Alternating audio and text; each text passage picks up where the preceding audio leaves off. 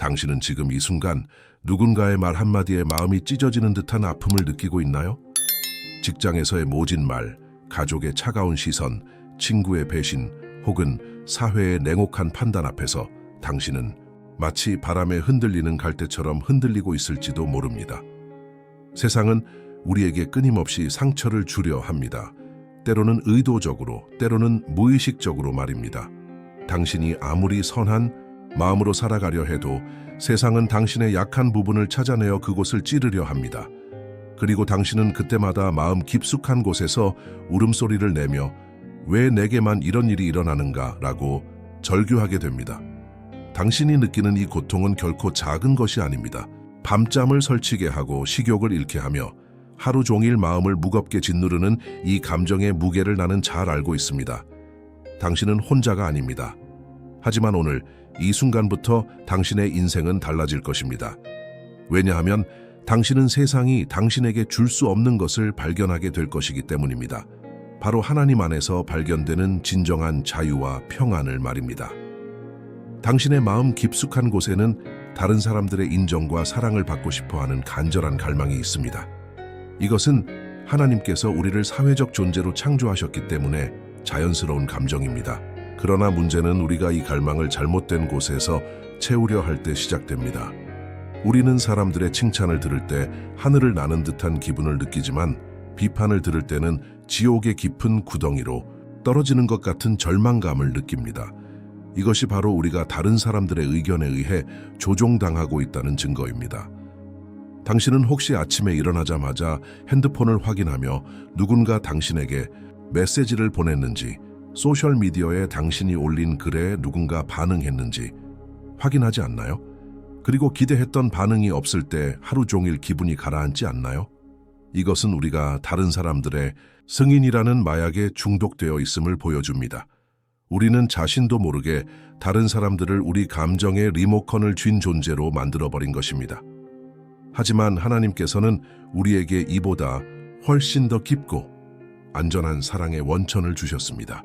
그것은 변하지 않으며 조건이 없고 영원히 당신을 사랑하는 아버지의 마음입니다.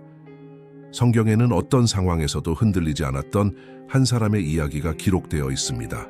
바로 다니엘입니다. 그는 바벨론이라는 이방 땅에서 포로로 살면서도 왕의 명령과 신하들의 음모, 심지어 사자굴이라는 죽음의 위협 앞에서도 전혀 흔들리지 않았습니다. 다니엘이 이렇게 담대할 수 있었던 이유는 무엇일까요? 그것은 그가 사람들의 평가보다 하나님의 평가를 더 중요하게 여겼기 때문입니다.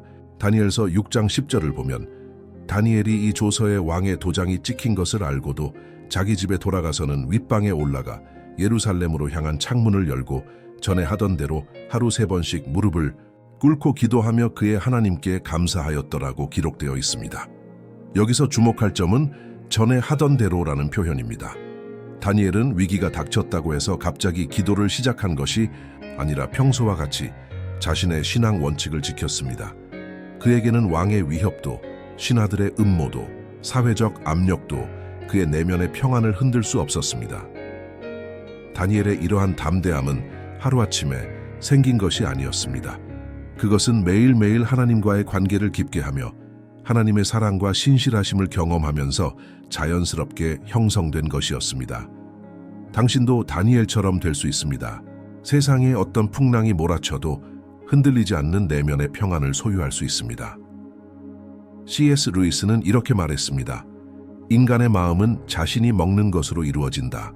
만약 당신이 독을 먹는다면 당신은 독이 될 것이다. 그러나 만약 당신이 진리를 먹는다면 당신은 진리가 될 것이다. 우리의 마음도 마치 우리 몸의 면역체계와 같습니다. 면역체계가 강한 사람은 바이러스가 침입해도 쉽게 병에 걸리지 않습니다. 마찬가지로 영적 면역체계가 강한 사람은 세상의 부정적인 영향력들이 침입해도 쉽게 흔들리지 않습니다. 그렇다면 영적 면역체계는 어떻게 강화할 수 있을까요? 바로 하나님의 말씀으로 우리의 마음을 채우는 것입니다. 시편 119편 11절에서 다윗은 내가 주께 범죄하지 아니하려 하여 주의 말씀을 내 마음에 쌓아두었나이다 라고 고백했습니다. 당신이 매일 하나님의 말씀을 묵상하고 그 말씀을 마음에 새기며 그 진리로 자신의 생각을 채울 때 당신의 영적 면역 체계는 점점 강해집니다. 그리고 어느 순간부터 다른 사람들의 부정적인 말들이 당신에게 침투하지 못한다는 것을 발견하게 될 것입니다. 이것은 마치 방탄복을 입은 사람이 총알을 맞아도 다치지 않는 것과 같습니다. 하나님의 말씀은 우리 마음의 방탄복 역할을 해주는 것입니다. 당신이 다른 사람들의 말에 상처받는 가장 근본적인 이유는 당신이 자신의 정체성을 잘못된 곳에서 찾고 있기 때문입니다. 우리는 자신도 모르게 다른 사람들의 평가를 통해 자신의 가치를 측정하려 합니다. 나는 사람들이 나를 어떻게 생각하느냐에 따라 내 가치가 결정된다. 는 거짓된 믿음이 우리 마음 깊숙이 자리 잡고 있는 것입니다. 하지만 성경은 우리에게 전혀 다른 진리를 가르쳐 줍니다. 에베소서 1장 4, 5절에서 바울 사도는 이렇게 선언합니다. 곧 창세 전에 그리스도 안에서 우리를 택하사 우리로 사랑 안에서 그 앞에 거룩하고 흠이 없게 하시려고 그 기쁘신 뜻대로 우리를 예정하사 예수 그리스도로 말미암아 자기의 아들들이 되게 하셨으니. 이 말씀이 당신에게 무엇을 의미하는지 아십니까? 당신은 이 세상이 창조되기 전부터 하나님의 마음속에 있었다는 것입니다. 당신은 우연히 이 세상에 태어난 것이 아니라 하나님의 사랑 안에서 계획되고 선택받은 소중한 존재라는 것입니다. 당신의 가치는 다른 사람들이 당신을 어떻게 평가하느냐에 달려 있지 않습니다. 당신의 가치는 전능하신 하나님께서 당신을 향해 가지고 계신 사랑의 깊이에 달려 있습니다. 인간의 사랑은 조건적입니다. 사람들은 당신이 그들의 기대에 부응할 때 사랑하고 그렇지 않을 때는 등을 돌립니다. 하지만 하나님의 사랑은 무조건적입니다.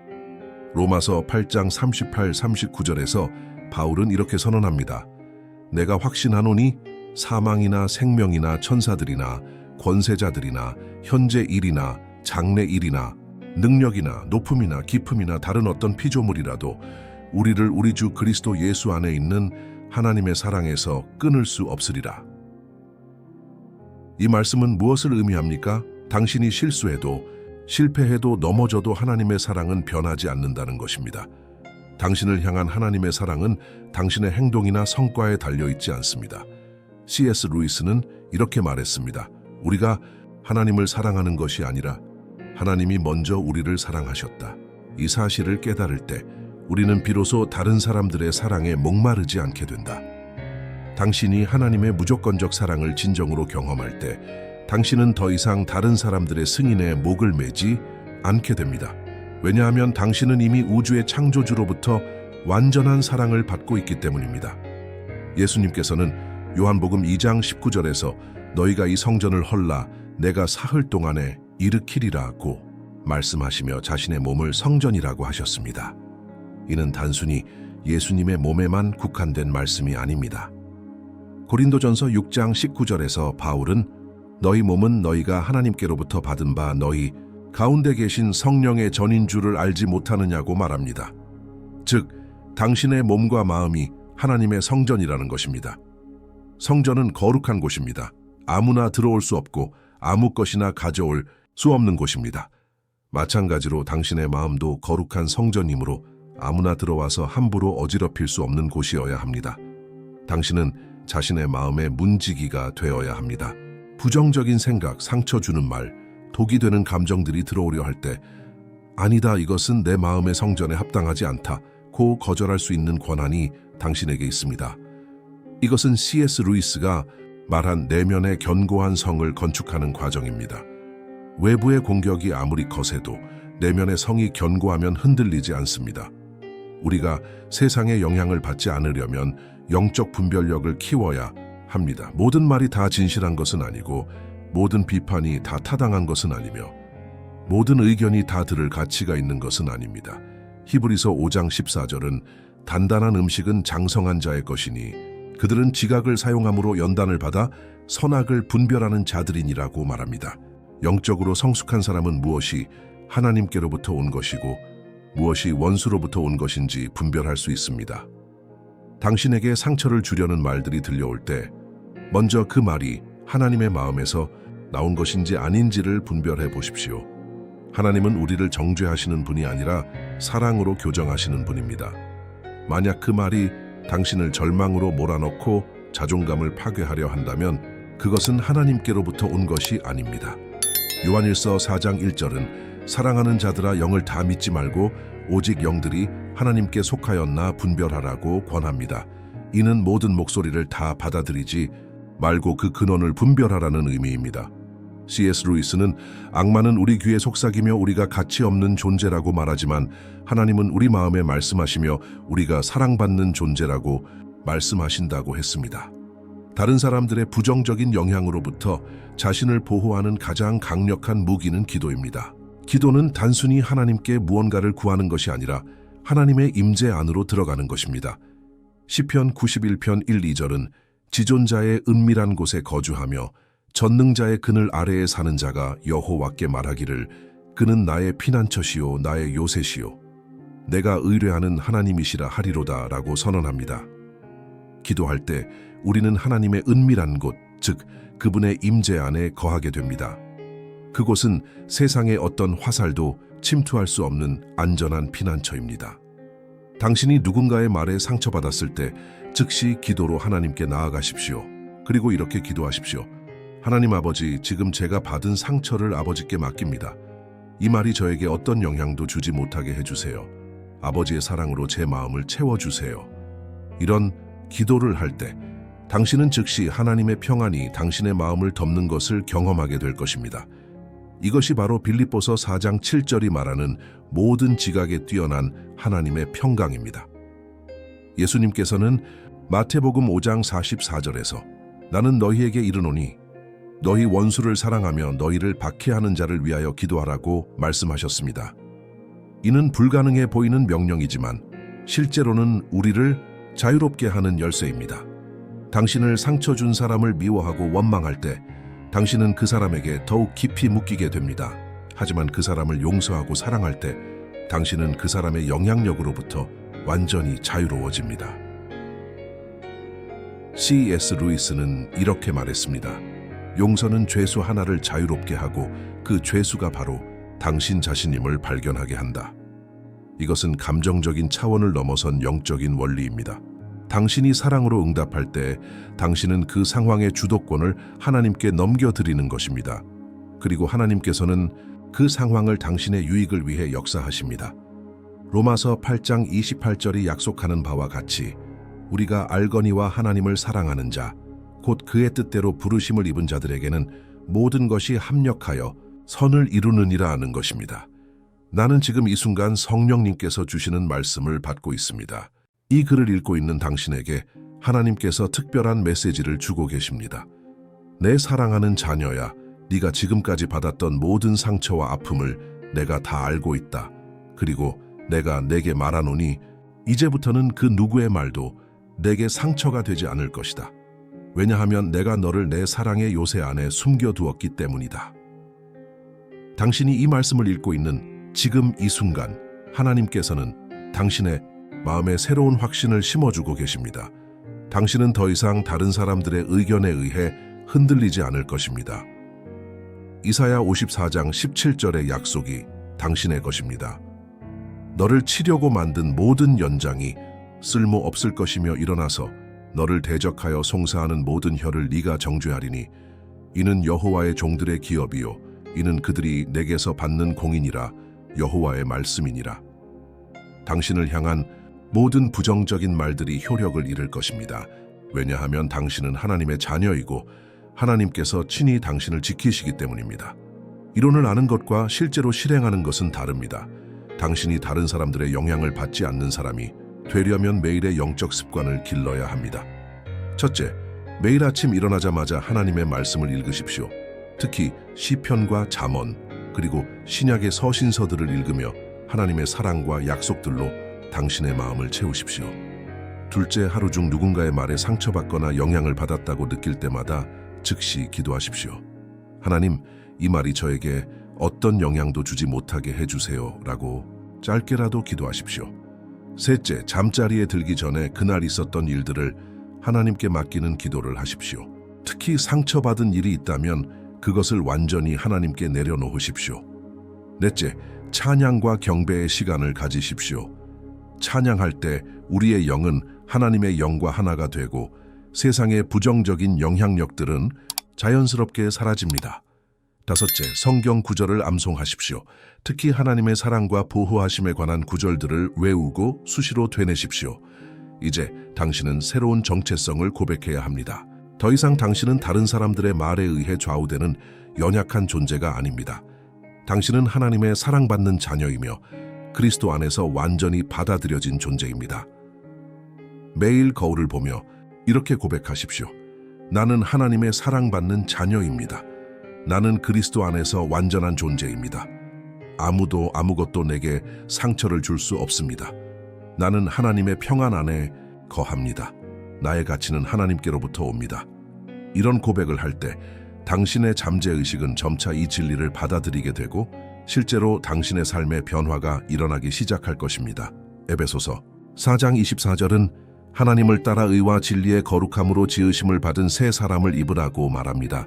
당신은 매일 이 새로운 정체성을 입어야 합니다.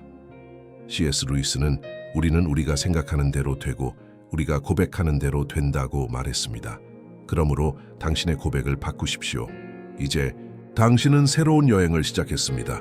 이것은 하루아침에 완성되는 것이 아니라 평생에 걸친 영적 성장의 과정입니다. 때로는 넘어질 수도 있고 다시 옛 습관으로 돌아갈 수도 있습니다. 하지만 포기하지 마십시오. 빌립보서 1장 6절은 너희 안에서 착한 일을 시작하신 이가 그리스도 예수의 날까지 이루실 줄을 우리는 확신하노라고 약속합니다. 하나님께서 당신 안에서 시작하신 이 변화의 역사를 끝까지 완성하실 것입니다. 당신이 이 여행을 계속하는 동안 기억해야 할 몇 가지 중요한 원칙들이 있습니다. 첫째, 완벽을 추구하지 마십시오. 때로는 다른 사람의 말에 상처받을 수도 있습니다. 그것이 당신이 실패했다는 의미는 아닙니다. 그것은 당신이 여전히 성장하고 있다는 증거입니다. 둘째, 하나님의 은혜를 의지하십시오. 당신의 힘으로는 할 수 없는 일이지만 하나님의 은혜로는 모든 것이 가능합니다. 고린도후서 12장 9절에서 주님은 내 은혜가 내게 족하도다. 이는 내 능력이 약한 데서 온전하여짐이라 고 말씀하셨습니다. 셋째, 다른 사람들에게도 이 자유를 나누어 주십시오. 당신이 경험한 하나님의 사랑과 자유를 다른 사람들과 나누십시오. 당신이 받은 위로로 다른 사람들을 위로하십시오. C.S. 루이스는 그의 생애 마지막에 이런 말을 남겼습니다. 인생에서 가장 중요한 것은 하나님의 사랑을 경험하는 것이고 그 다음으로 중요한 것은 그 사랑 안에서 완전한 자유를 누리는 것이다. 세상의 그 어떤 것도 이 자유를 빼앗을 수 없다. 당신의 여행이 때로는 험난할 수도 있지만 목적지는 분명합니다. 그것은 그리스도 안에서 누리는 완전한 자유와 평안입니다. 그곳에서 당신은 더 이상 다른 사람들의 말이나 행동에 의해 흔들리지 않을 것입니다. 이사야 26장 3절의 약속이 당신의 것입니다. 주께서 심지가 견고한 자를 평강하고 평강하도록 지키시리니 이는 그가 주를 신뢰함이니이다. 당신의 마음이 하나님께 고정되어 있을 때 당신은 완전한 평강을 누리게 될 것입니다.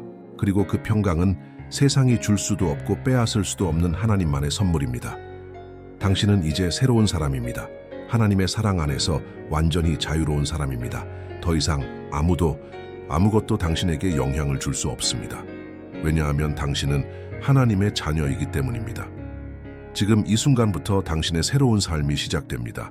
하나님의 사랑으로 충만하고 그분의 평안으로 넘치며 그 누구의 말에도 흔들리지 않는 견고한 삶을 살아가십시오. 하나님께서 당신과 함께 하시며 당신을 지키시고 당신에게 복을 주실 것입니다. 민수기 6장 24-26절의 축복이 당신의 것입니다. 여호와는 내게 복을 주시고 너를 지키시기를 원하며 여호와는 그의 얼굴을 내게 비추사 은혜 베푸시기를 원하며 여호와는 그 얼굴을 내게로 향하여 드사 평강 주시기를 원하노라. 아멘. 당신은 이제 자유입니다. 완전히 영원히 자유입니다.